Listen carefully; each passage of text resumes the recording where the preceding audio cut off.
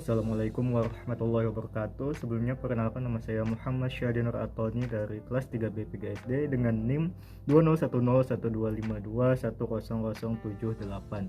Di sini saya akan memperkenalkan atau mempresentasikan tentang media yang saya buat pada pengerjaan saya dalam penugasan tugas UAS Bahasa Indonesia SD 2.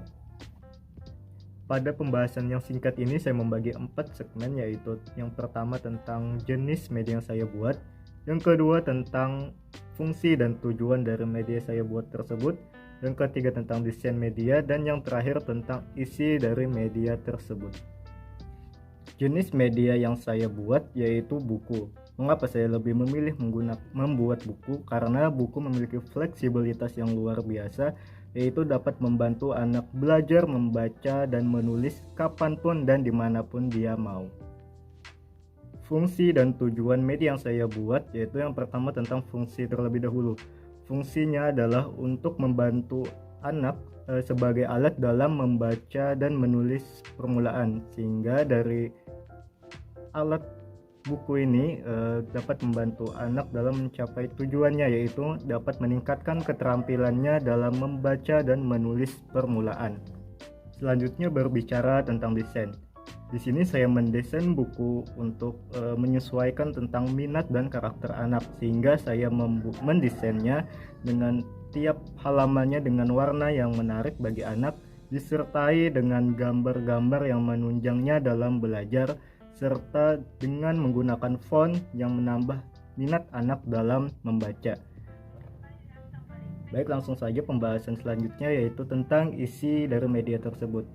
Isi dari media tersebut ada dua, yaitu belajar tentang keterampilan membaca dan menulis.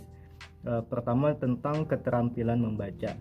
Pada awalnya anak akan mengenal terlebih dahulu tentang alfabet.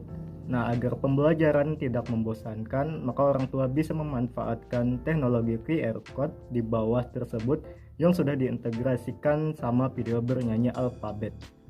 Anak tentu akan bersemangat apabila belajar yang dialaminya menyenangkan. Selanjutnya, anak akan belajar mengenal huruf vokal, huruf konsonan, belajar penggabungan huruf hingga suku kata. Di sana saya juga membuat sebuah permainan sederhana, yaitu permainan mencocokkan pasangan, yang mana dapat membantu anak dalam peningkatan keterampilan membacanya. Selanjutnya diarahkan tentang pengenalan penggunaan gabungan huruf konsonan seperti huruf eng dan nye, hingga anak akan berlatih membaca cerita singkat pada halaman terakhir di keterampilan membaca. Baik, selanjutnya tentang keterampilan menulis. Pertama-tama akan diarahkan anak terlebih dahulu untuk menggariskan beberapa bentuk atau objek untuk menyiapkan motorik halus anak dalam belajar menulis abjad. Selanjutnya anak akan dipandu oleh orang tua melalui buku untuk menebalkan huruf yang didesain dengan garis putus-putus untuk membantu anak berlatih menuliskan huruf permulaan. Setelah itu anak akan berlatih menulis mandiri tanpa perlu bantuan garis putus-putus.